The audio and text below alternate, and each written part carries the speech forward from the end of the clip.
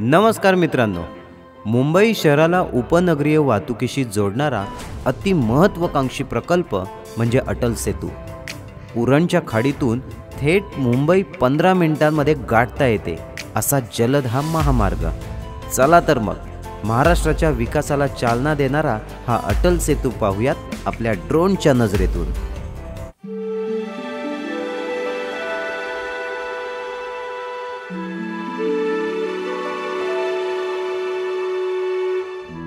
नवी मुंबई संपून बेलापूरची खाडी ओलांडल्यावर रायगड जिल्ह्याची वेस लागते। येथेच हवाई वाहतुकीला दुसरा पर्याय म्हणून दिबा पाटील आंतरराष्ट्रीय विमानतळाची निर्मिती होत आहे। याच विमानतळाशेजारील उल्वे, बामणडोंगरी या गावांमधून मुंबईला जोडणारा हा अटल सेतू जातो।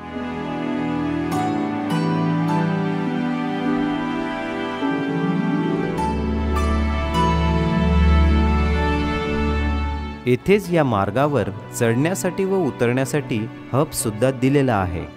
भविष्यात वाहतूक कोंडी होऊ नये म्हणून 6 पदरी असलेल्या या हायवेला चढण्या उतरण्यासाठी 2-2 पदर हे वाढीव दिलेले आहेत। अगदी परदेशातील रस्ते भासावेत याच धर्तीवर आणि याच प्रकारचे ते बांधकाम इथे या अटल सेतूवर बघायला मिळते।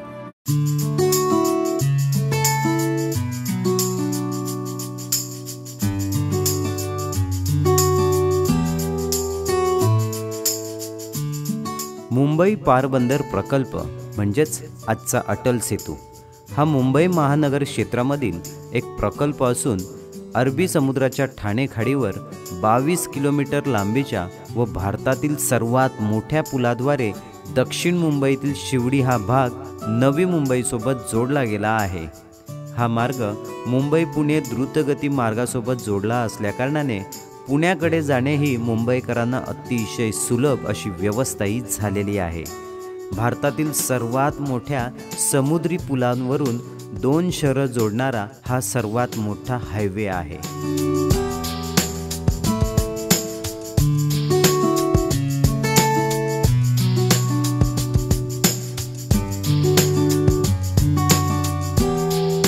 तसेच प्रस्तावित नवी मुंबई आंतरराष्ट्रीय विमानतळ देखील दक्षिण मुंबईहून कमी अंतरात गाठता येते।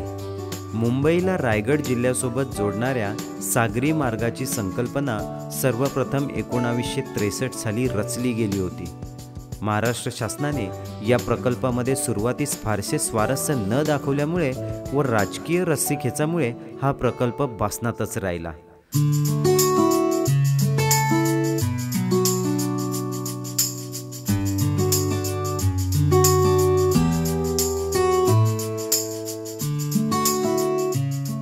दोन 2012 साली केंद्रीय पर्यावरण मंत्रालयाने या प्रकल्पास मंजुरी दिली, परंतु या पुलामुळे येथील नैसर्गिक खारफुटी नष्ट होण्याची भीती व्यक्त केली जात होती। तसेच सध्या कोणत्याही प्रमुख खाजगी कंपनी या प्रकल्पामध्ये आपले पैसे इन्व्हेस्ट करण्यास तयार नव्हती।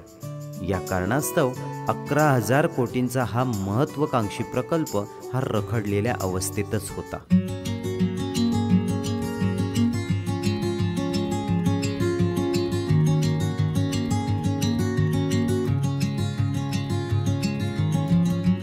सागरी सेतूमुळे मुंबईहून नवी मुंबईला जाण्यासाठी सध्या जे 2 ते 3 तास लागतात ते फक्त अंतर 15 ते 20 मिनिटं लागणारे ठरेल। मुंबईच्या अनेक सार्वजनिक वाहतूक व्यवस्थेवर व आजूबाजूची लोकसंख्या पाहता या यंत्रणेवर होणारा ताण हा आणखी कमी होण्यास महत्त्वाचे ठरेल। या व्यतिरिक्त असा अंदाज आहे की या प्रकल्पामुळे मुंबईच्या प्रवेशबिंदूंवरील रहदारी ही कमी होईल, ज्याचा संपूर्ण प्रदेशाला खूपच फायदा होईल। आणि नवी मुंबईतील नवीन विमानतळाचे काम जवळपास पूर्ण झाले असल्याने हा पूल मुख्य भूभागापासून विशेषतः सकाळ आणि दुपारच्या वेळेस चांगल्या कनेक्टिव्हिटीची हमी देईल। शिवाय MTHL मध्य आणि दक्षिण मुंबई ते पनवेल प्रवास मोठ्या प्रमाणात सुलभ होईल। शिवाय अशी गणना केली आहे की पुलाच्या वापरामुळे कार्बन डायऑक्साईड जो प्रतिवर्षी 25,000 टनाने तयार होतो तो कमी होईल आणि 1 कोटी लिटर या इंधनाची बचत सुद्धा होईल।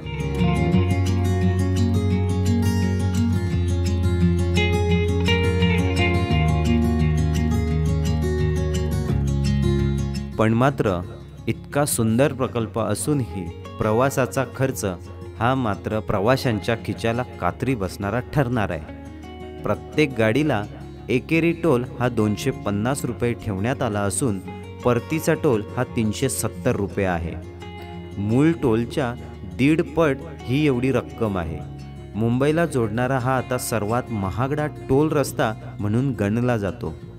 वांद्रे वर्ली सिलिंग हा फेऱ्यासाठी 127 रुपये तर एकेरी फेऱ्यासाठी 85 रुपये एवढाच टोल आकारतो।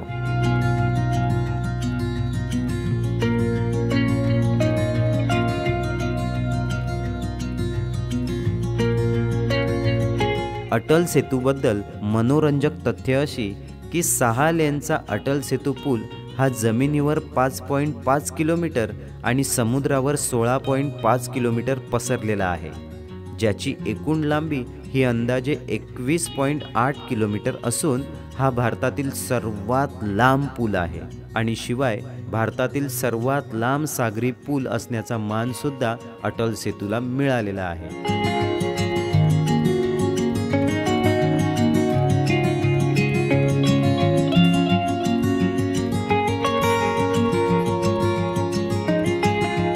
ओपन रोड टोलिंग म्हणजेच ORT प्रणालीसह MTHL हा भारतातील पहिला सागरी पूल आहे जो टोल बूथवरून 100 किलोमीटर प्रति तास या वेगाने गाडी न थांबवता आपण प्रवास करू शकतो।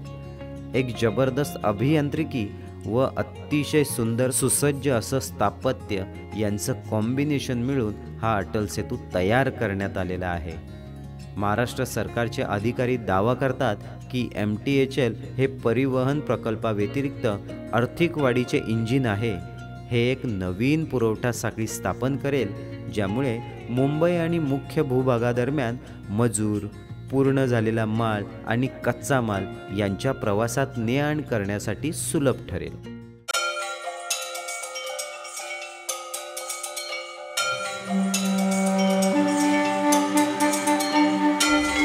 सागरी सेतूवरील जे अधिकारी नेमलेले आहेत त्या अधिकाऱ्यांनी जाहीर केलेल्या सूचनांप्रमाणे मुंबई ट्रान्स हार्बर लिंकवर मोटरसायकल, ऑटो रिक्षा आणि ट्रॅक्टर यांना परवानगी दिली जाणार नाही। या वगळण्याचा उद्देश सागरी सेतूच्या सुरक्षिततेचे कारण आहे।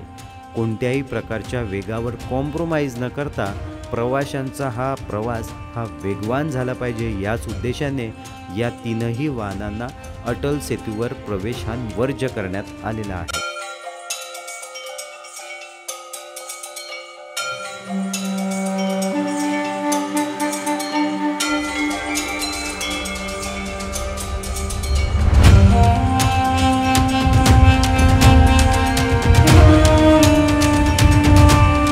मित्रांनो, अशा प्रकारे भारतातील सर्वात महागडा टोल रोड अटल सेतू हा पाहिला। हा अटल सेतू तुम्हाला कसा वाटला हे मला कमेंट करून जरूर कळवा। आत्ता आपण या व्हिडिओचा करूयात एंड, भेटूयात पुढील व्हिडिओमध्ये। तोपर्यंत स्वतःची काळजी घ्या। आपल्या चॅनलवरील नवनवीन व्हिडिओ पाहत राहा, लाईक करा, शेअर करा आणि आपल्या चॅनलला सबस्क्राईब करायला मात्र विसरू नका। जय शिवराय।